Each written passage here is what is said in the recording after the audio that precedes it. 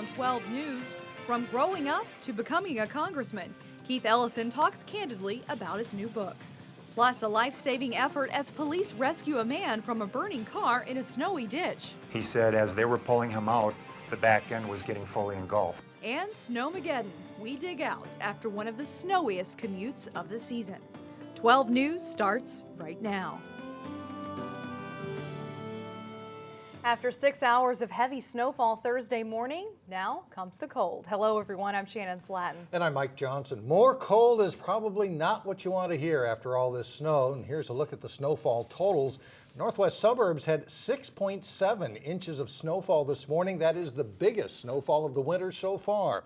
And it pushes us ahead of the pace for average winter snowfall. We typically get about 52 inches of snow during the winter season. The snow this morning played a role in a scary close call on southbound Highway 169 in Maple Grove this morning. An SUV slid into the median and the back tires started on fire. As Maple Grove officer Jesse Mathweg pulled up, the driver was still inside. You can see the fire glowing through the snow in this dash cam video. The officer and a sheriff's deputy tried several times to break the window using a police baton, a fire extinguisher, and finally a flashlight. Well, the car continues to burn, and as they're working with this, the car now is burning up from the rear tires, and it's now burning up into the car, into the back. So their concern is they need to get him out because of the gas tank. I got it. Sir, you need to get out of the vehicle now. He said as they were pulling him out, the back end was getting fully engulfed. And he told me, he said, if I'd have been there a minute later, he goes, would hate to think what would have happened. Officer Mathweg used a big flashlight like this one to finally break the window. The victim survived but was burned. He's identified as a 48-year-old Champlin man. He is in critical condition at HCMC. Well, other situations weren't quite as intense, just very slow going today. As Cassie Bonstrom reports, it was especially difficult travel for buses trying to bring kids to school. With the amount of snow we got and the timing of it on Thursday morning, it would have been a perfect day for a snow day. But with 5 days of closings already in the books, it was business as usual for kids and adults. School was in session Thursday, but it wasn't easy getting there. I'm like, no, this is snow. We can handle this. We're Minnesotans.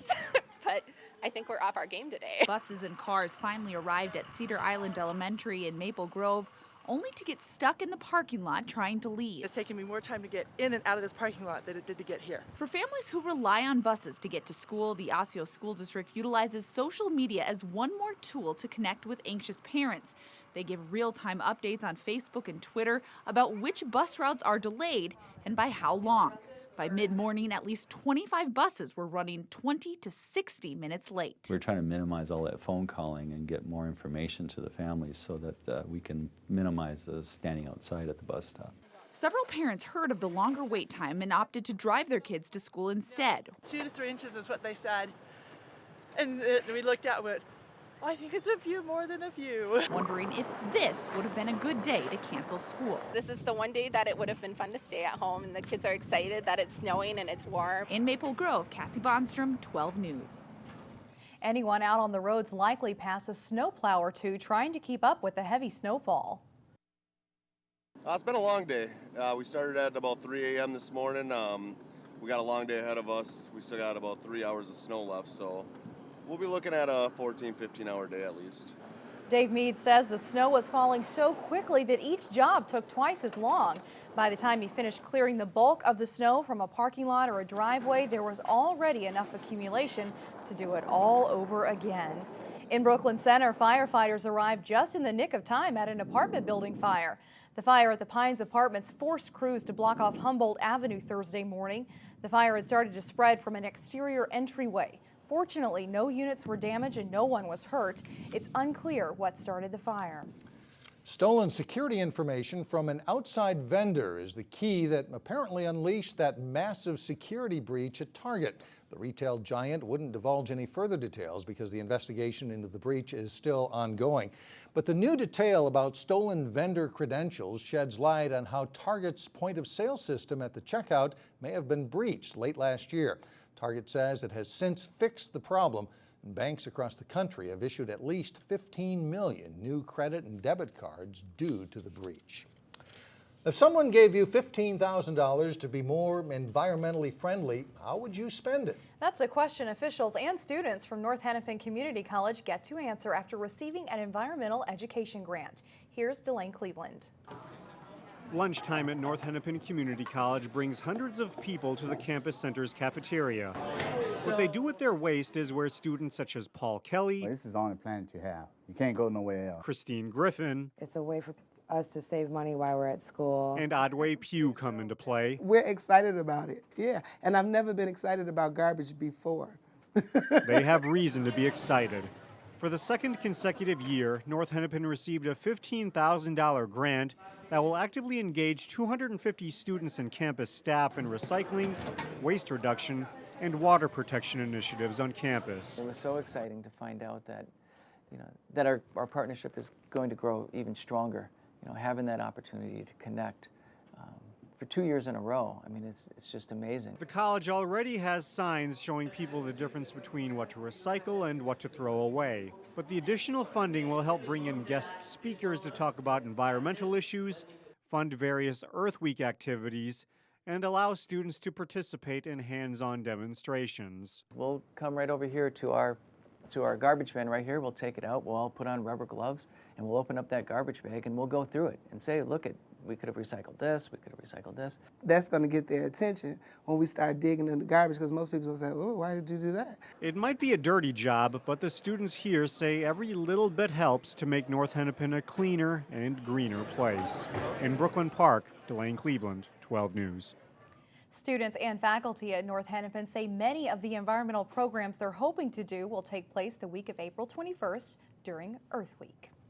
Coming up in Congressman Keith Ellison's new book, he talks about his faith, politics, and the one thing he hid from his parents. And then later in sports, local skiers race for titles at the Northwest Suburban Conference Nordic Ski Championships. But first, we return to the deep freeze, though not as bad as earlier this week. Friday's high temperature will only be in the single digits.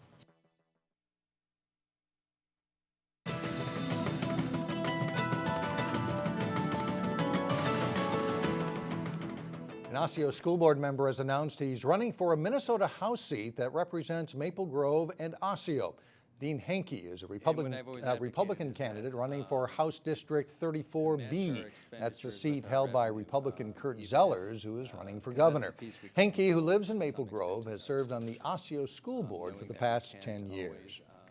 Congressman Keith Ellison is giving his constituents a behind-the-scenes look at his life. His book, My Country 'Tis of Thee, My Faith, My Family, Our Future, was just released. Reporter Sonia Goins talked with the congressman about his memoir.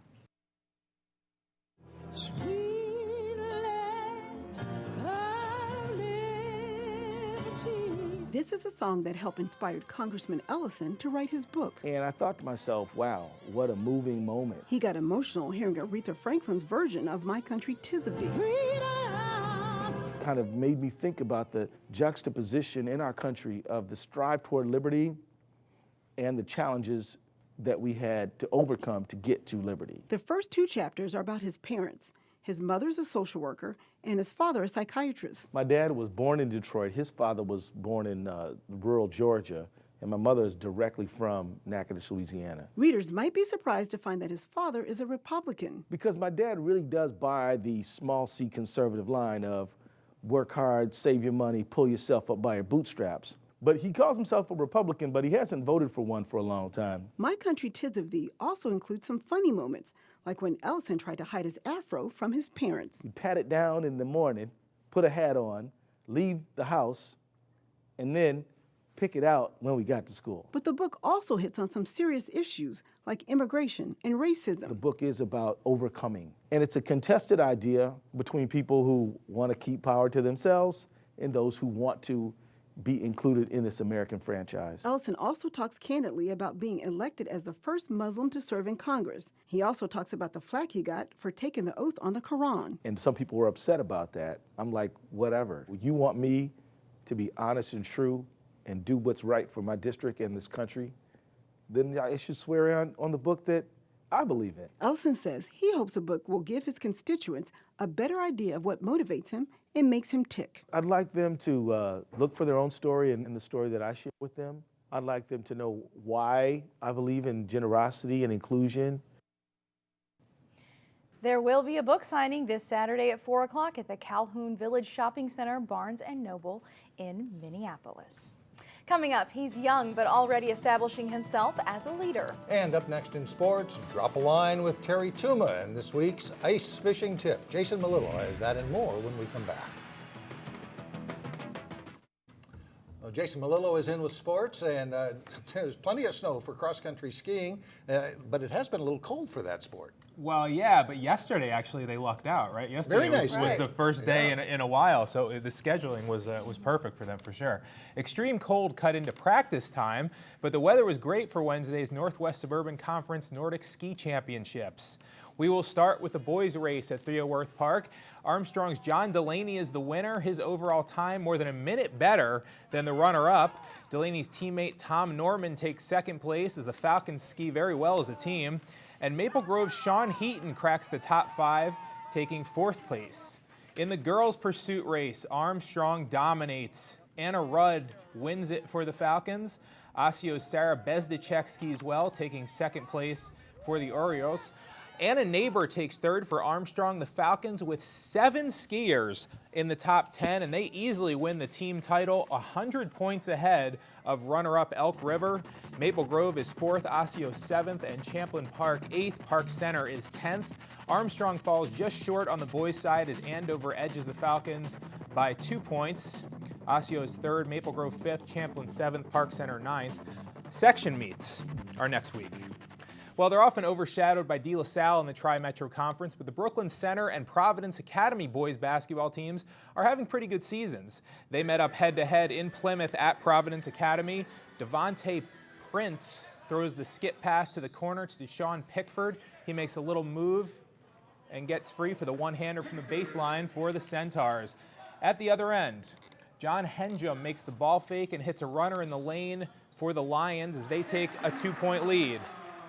Providence ends the half on a nice run, 13-1. Ben Ratliff pops a 3-pointer on his way to a 14-point game. Providence leaves 40-28 at halftime. They stretch that lead in the second half as Sean Healy slips it to Riley Lowe for the long jumper. The Lions reach their biggest lead of the night at 16 points. Back comes BC, though. A stop-and-go move is elementary for Tyshawn Holmes. That leads to the layup, and they're within 5 points. Then Tyrell Beasley sets up Pickford for a 3 in the corner. The Centaurs tie the game at 51-all, but Providence pulls this one out. Gavin Bloomberg makes a strong move to the hoop for 2. Providence downs Brooklyn Center by a half dozen. 66-60 is the final score. Well, finding the right lure to hook walleyes can be tricky during the ice fishing season. Terry Tuma tries to help us out in this week's Channel 12 fishing tip. Just the other day, an ice fisherman asked me a question about what lure should I use and how should I use these lures for fishing walleyes. And the best answer to that is it's going to depend on the mood. If you got stable weather conditions, maybe minimal fishing pressure, those are going to be some of the factors, depending on water clarity, of course. But for more of an aggressive to neutral fish, you want to start out with jigging shad wraps or jigging wraps. Very, very good with putting a minnow head on one of the tines or the front part of it. And then if you got more of that neutral fish, which is going to be several times, and then you're going to want to use a vertical jigging spoon like a weasel, for instance. And here again, a minnow head, possibly a whole minnow, but preferably a minnow head.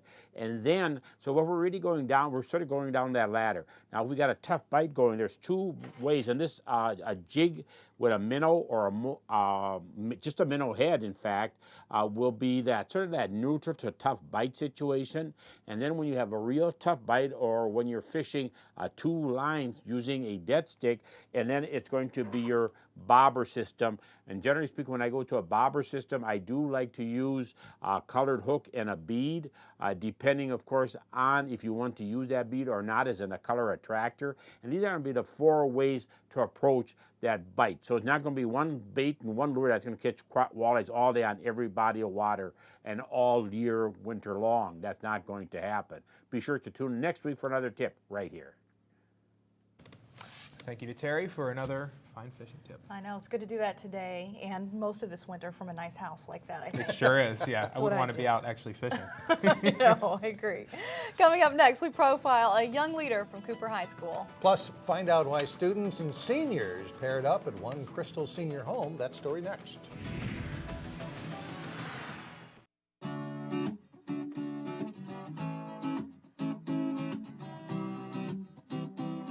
This is one of the tie blankets that we prepared.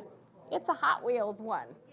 Here's a way to warm up the winter. Seniors at the Heathers Manor in Crystal teamed up with immigrant students learning English to make fleece blankets. Not only do the students get to make a connection with seniors, it's also a way they can learn U.S. history as they strive for the American dream. Some of them are trying to, study for their citizenship. Others are looking to go to college. And so they're trying to gain the skills, and they've been able to do that by making this connection with the seniors here. The blankets will go to shelters and the Near Food Shelf, and the students will get to share the seniors' stories through a class biography project.